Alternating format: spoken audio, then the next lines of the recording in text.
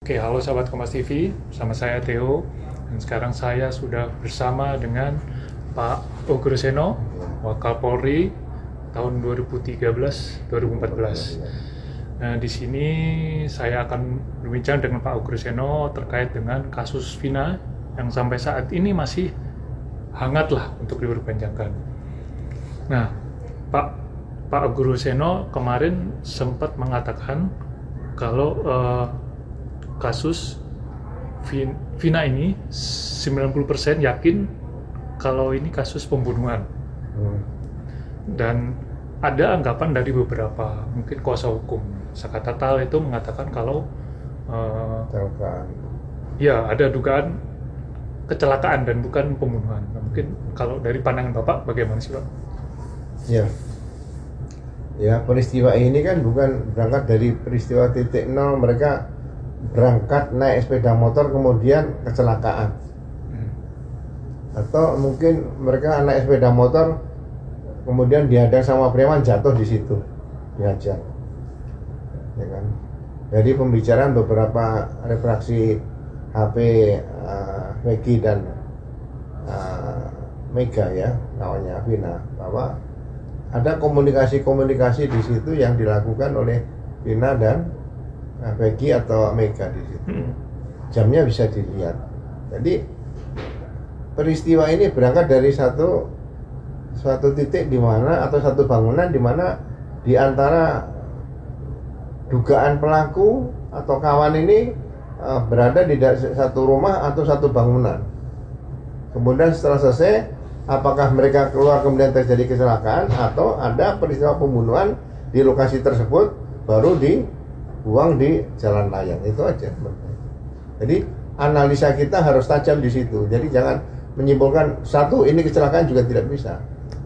Jadi mungkin bisa dua analisa, bisa juga tiga analisa. Misalnya saya katakan kenapa bisa lebih dari dua analisa. Apakah sasarannya itu Vina, kemudian Eki terbawa? Apakah sasarannya Eki, Vina terbawa? Apakah ini motifnya cinta?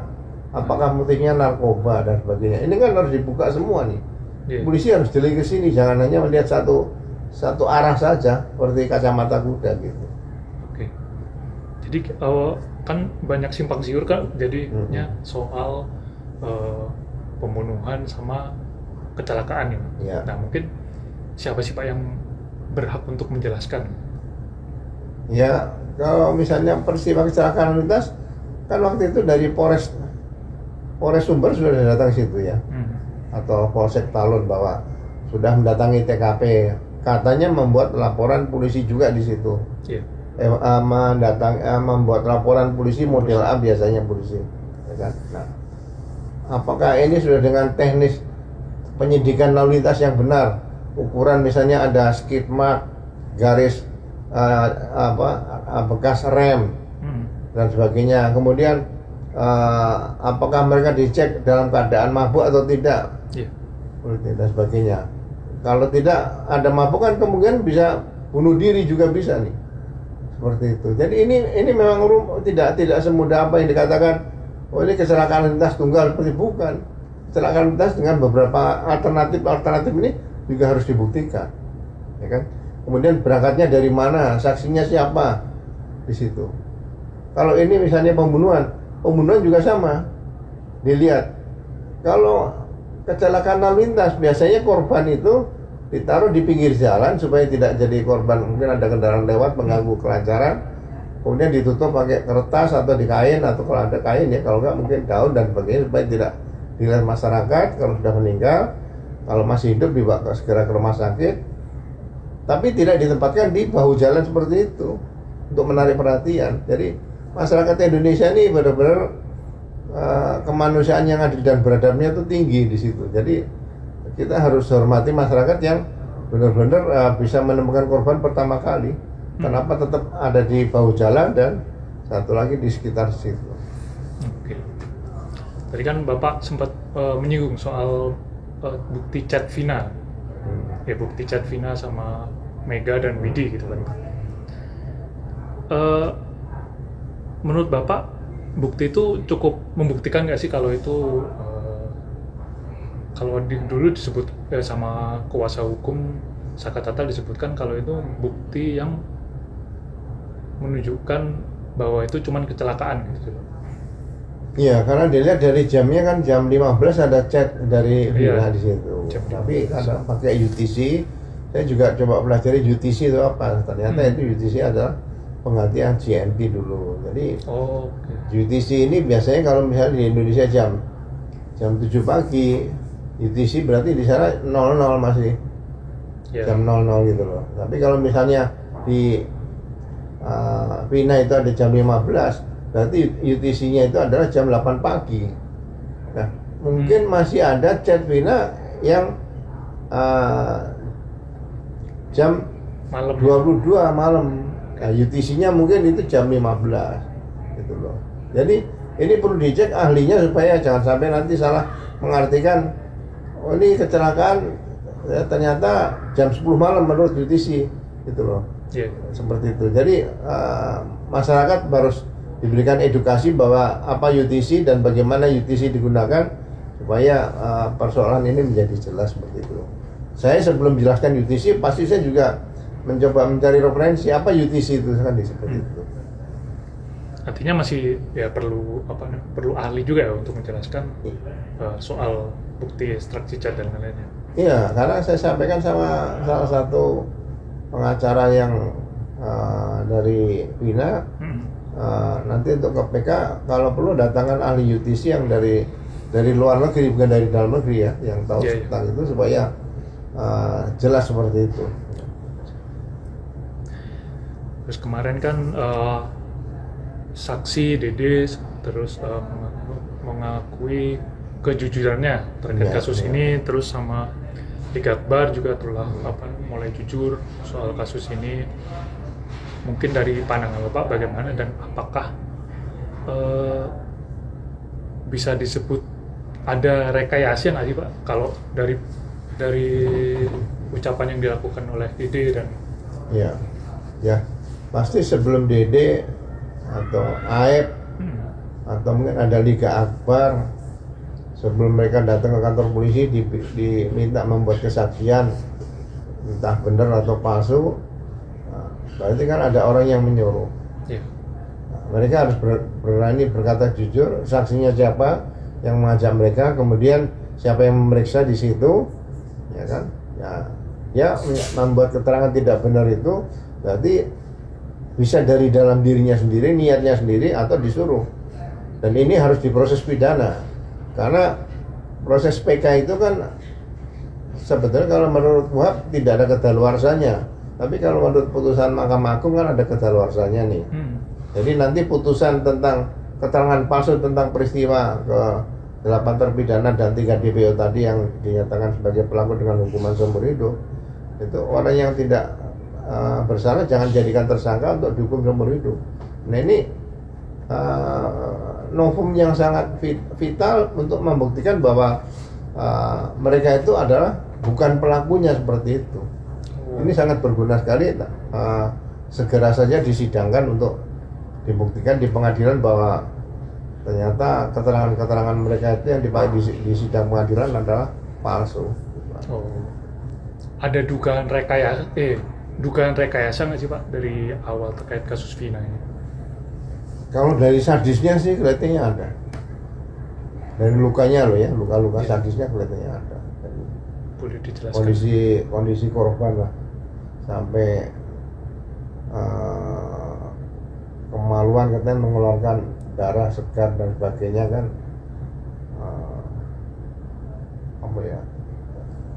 tempat duduk sepeda motor kan beda dengan tempat duduk sadel kuda. Kalau sadel kuda kan ada penahannya di situ. Kalau sepeda motor kan rata biasa dan dia duduk di belakang. Benturan apa kira-kira yang menyebabkan dia sampai berdarah seperti itu? Artinya masih ada dugaan ya, analisa. Ya, kalau saya dugaan pembunuhan atau penganiayaan dengan pemberatan tuh lebih kuat daripada itu kecelakaan lalu lintas biasa. Nah kemarin kan sidang PK Saka Tatal kan sudah berjalan ya sekarang sudah dalam proses di Mahkamah Agung. Nah mungkin dari harapan Bapak dulu deh, apakah terkait? Ya, mungkin cukup harus tetap viral di media juga. Hakim kan juga manusia, akan membaca ke situ bahwa memang Saka Tatal ini tidak bisa dikatakan sebagai seorang tersangka atau terdakwa atau terpidana. Dan hakim bisa mencari terobosan bahwa ya, ini harus dibebaskan seperti ini seperti itu. Oh, mungkin izin kalau berandai-andai nih Pak ya, kan mungkin dalam sidang PK Saka Tatal ini diterima mungkin sama Mahkamah Agung. Apakah mungkin bisa dilakukan penyelidikan ulang atau bagaimana Pak? Saya berharap ada tim gabungan yang mengadakan penyelidikan ulang. Kalau perlu tim independen yang memang disahkan lah oleh pemerintah. Karena ini harus direkonstruksi peristiwa seperti ini nih, ada apa? Jangan sampai terjadi kembali ke depan nanti. Karena generasi muda kita ini kan yang melanjutkan kita nanti kan. Kalau menjadi korban-korban seperti ini kan kasihan nanti, atau mungkin ke depan lebih sadis lagi nanti ya. Sehingga ini akan menjadi bahan cerita, mungkin jadi buku, jadi bacaan, bisa di penegakan hukum, bisa di perguruan tinggi bidang fakultas hukum atau masyarakat lainnya, supaya jangan terjadi. Karena pergaulan bebas anak-anak muda ini kan juga perlu diperhatikan oleh generasi tuanya, generasi yang melahirkan mereka, supaya ke depan ya Indonesia dipimpin oleh orang-orang yang mungkin harus lebih baik daripada kita gitu. Artinya mungkin bisa dibentuk tim penyelidik tim gabungan itu ya Pak? Ya, jadi filosofi tugas polisi itu kan sebenarnya ada 3. Satu, fight a crime, itu memerangi kejahatan. Jadi kalau memerangi kejahatan itu berarti kita memburu pelaku kejahatan. Tapi memburu pelaku kejahatan itu tidak harus membunuh pelaku kejahatan, karena pelaku kejahatan harus dibawa sampai sidang pengadilan. Yang kedua adalah help delinquents, itu membantu menghilangkan kenakalan remaja. Jadi itu tugas polisi. Jadi zaman dulu waktu Pak Anton Sujarwo jadi Kapolda Metro terus Kapolri, itu ada namanya Satuan Tugas Pembinaan Remaja, Mahasiswa, Pelajar dan Pemuda, itu ada. Tapi sekarang kelihatannya sudah nggak nampak gitu loh. Itu tugas polisi. Zaman saya SD aja, setiap bacaan komik aja di belakangnya pasti ada tulisan telah dibaca oleh polisi bagian Binmas.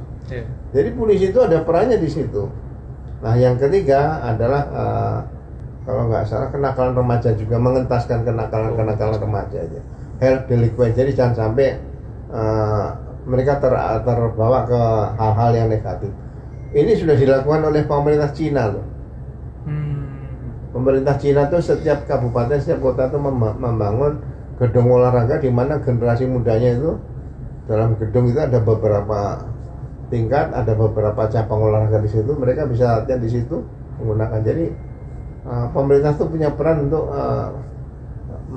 mengentaskan kenakalan remaja yang berkaitan dengan narkoba, geng motor dan sebagainya. Makanya perlu ada menpora yang memang benar-benar mampu di situ.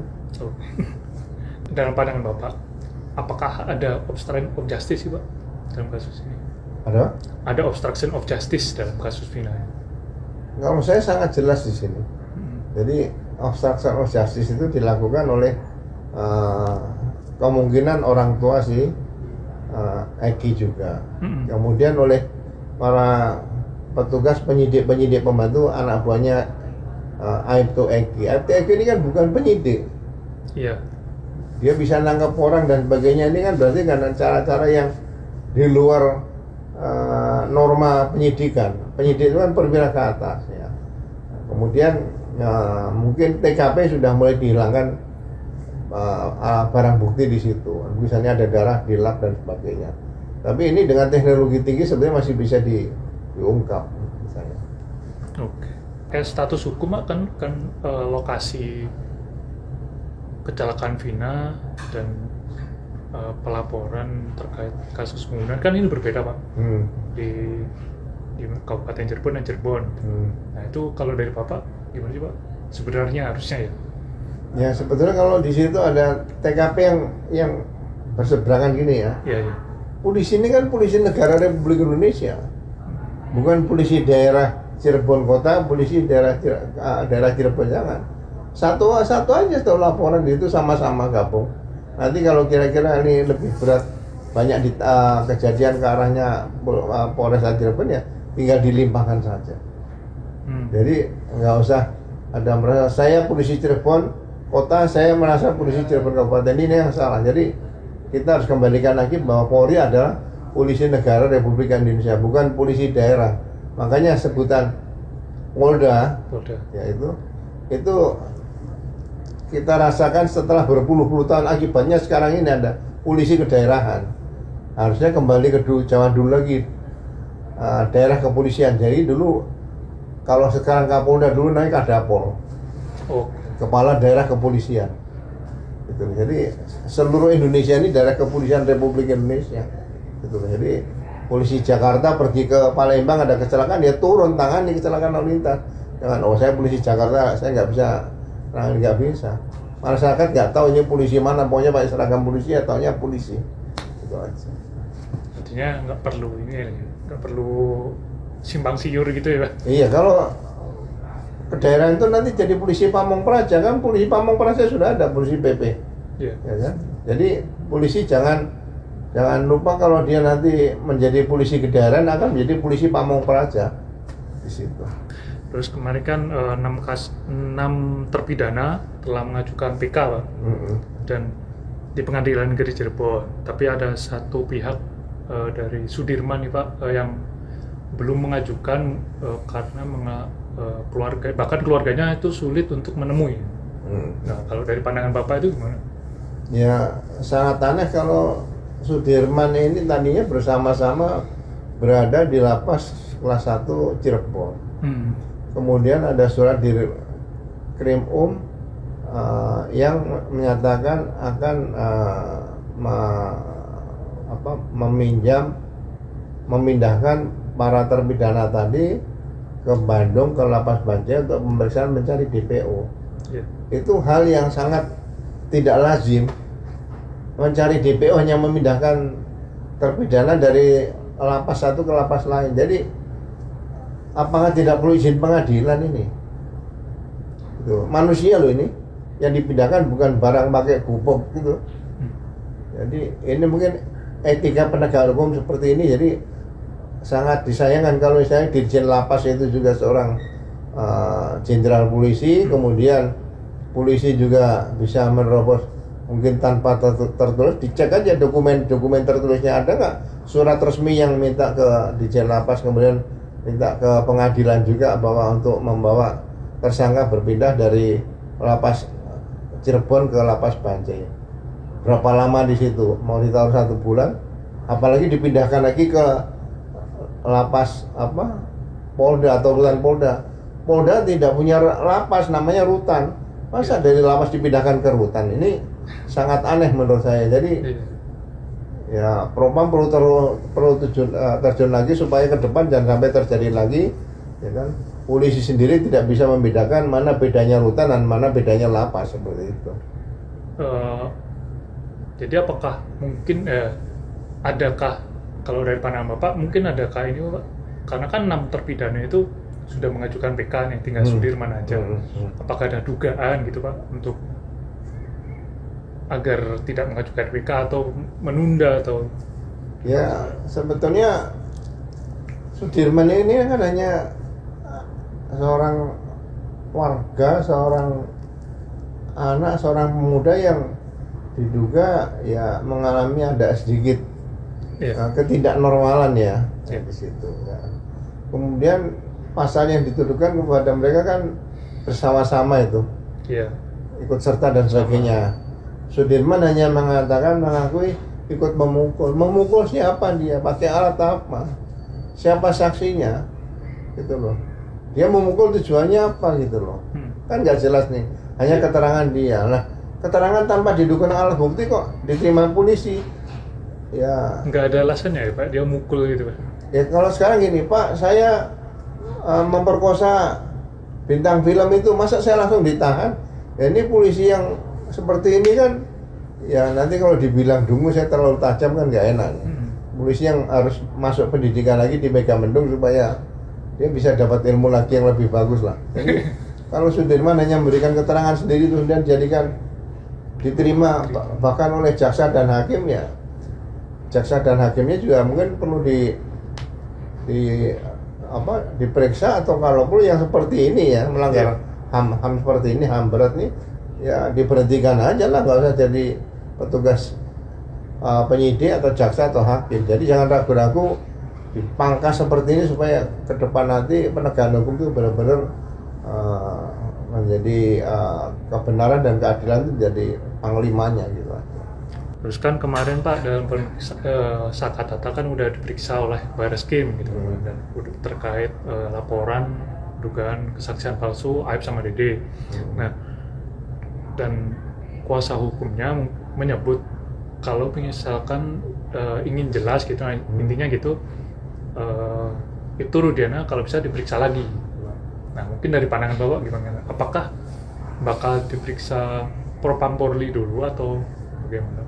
Ya, Propam Polri kan melihat etika profesi ini sebenarnya dari awal sudah jelas. Jadi jangan menunggu putusan pidana nanti selesai, inkrah baru diputuskan ini PT dia, jangan.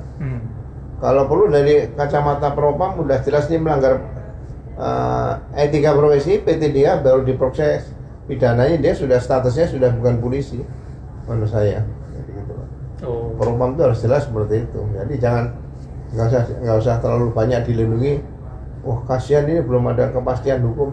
Kepastian hukum kalau sampai banding, sampai kasasi, sampai PK, akhirnya pas pensiun dia nggak diberhentikan. Enak juga pangkatnya, orang sudah berbuat jahat tapi masih dapat pensiun gitu kan. Kalau di Amerika turunkan pangkatnya paling rendah di awal, baru dipecat gitu malah lebih bagus.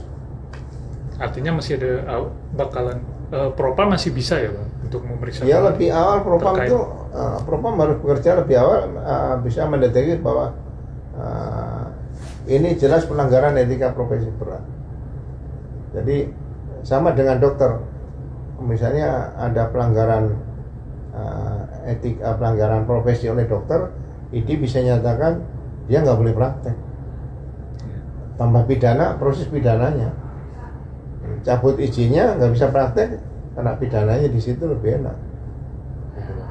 Daripada statusnya masih seorang dokter, nanti yang datang besok dokter seluruh Indonesia terus dokter mogok lah. Kalau dia udah dicabut sebagai dokter, masa dokter lain mau ikut mogok kan enggak? Nah, harapannya sih Pak terkait kasus Vina ini ke depannya bagaimana? Ya, jadi Vina ini, kalau kasus Vina harus terungkap ya dari awal. Kemudian saya mulai berpikir berarti pendidikan Akpol nanti harus diprioritaskan bahwa masalah pelajaran penanganan tempat kejadian perkara itu harus menjadi pelajaran pertama yang dia harus lolos dari situ. Kalau dia sudah lolos dari situ baru bisa naik lagi ke tingkat selanjutnya, karena ini bukan hal yang sepele gitu loh.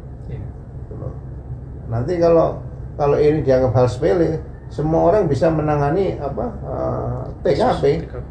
Iya. Jadi misalnya pemasangan polis lain, ya kalau hanya masang plastik garis batas polisi saja mungkin nggak terlalu repot, tapi kan menemukan bukti itu kan sulit. Ya kan, seperti contoh, saya di Medan penembakan bangsa IMB, saya tiap malam datang ke TKP, masih ada darah situ, tidak boleh dibersihkan, ya kan? Saya bayangkan anggota BRIMOB, saya membayangkan anggota BRIMOB berdiri, dia bawa senjata, kok dia bisa tertembak? Senjata dia 16, senjata perampok, senjata rakitan, dia kalah, mati. Jadi saya coba olah, setelah seminggu itu saya temukan lagi, padahal sudah olah TKP tim laboratorium forensik ya dari Inavis sudah. Ternyata begitu saya lihat di kiri saya ada lubang. Saya suruh cek dasar BRIMOB-nya waktu sekarang Asop Kapolri pakai baterai. Itu lubang apa itu? Ternyata lubang peluru tembakan anggota BRIMOB. Jadi anggota BRIMOB ini sempat nembak ke kiri, padahal perampok masuknya dari kanan. Kenapa dia tidak nembak ke kanan? Karena Brimob belum terlatih menembak orang, belum berani dia. Jadi, akhirnya ini kan evaluasi saya. Besoknya panggil lapor lagi, diperiksa lagi, diambil pelurunya, kan itu peluru M16 bilang kita Brimob. Nah, saya sampaikan di pasukan Brimob seluruhnya. Kalau ada jaga bank di situ, ada orang masuk ke bank bawa senjata, tembak kepalanya. Jangan kamu tembak badannya lagi, tembak kepalanya. Karena orang ke bank itu pasti bawa uang. Kalau bawa senjata itu berarti perampok. Gitu loh. Kalau ada orang mau ke bank, sudah telepon dulu, Pak, saya mau ngawal bos ini, saya dari kepolisian dengan identitas seperti ini. Ya mungkin sudah diberitahu, nggak ada masalah. Tapi kalau nggak ada pemberitahuan, nenteng senjata ya tembak kepala, jangan tembak lutut lagi, udah gitu aja, tembak mati gitu loh. Mungkin ini Pak, pesan Bapak sebagai senior lah Kapolri kepada junior di Polri. Ya, bila menemukan kejadian seperti itu, analisa kriminal harus jalan. Jadi jangan berpikir, oh ini pembunuhan, ini kecelakaan lintas, bukan. Jadi berpikir bahwa kemungkinan apa ini, jadi analisa harus tajam. Apalagi ada pembunuhan, ada senjata misalnya, dilihat senjatanya kali berapa nih di situ. Jadi ya kalau sekarang mungkin sulit ya. Kalau zaman tahun 91 dulu senjata masih terbatas. Yang punya senjata kalibernya 38 polisi, kemudian mungkin M16 juga ada Brimob di situ, tentara juga ada, yang ABRI lainnya ada nih. Tapi sekarang semua pegang senjata, ya kan? Kalau suatu saat, dulu saya sempat jadi Kapolri, senjata di masyarakat saya cabut semua, nggak ada senjata. Senjata hanya dipegang oleh militer dan Polri saja. Yang lain pakai senjata listrik aja lah, pakai taser itu aja. Terima kasih atas waktunya Pak Augustinus. Sama-sama. Iya. Baik sahabat Kompas TV, tadi wawancara saya bersama Pak Augustinus. Terima kasih dari saya, Theo dan Gali, pamit. Terima kasih.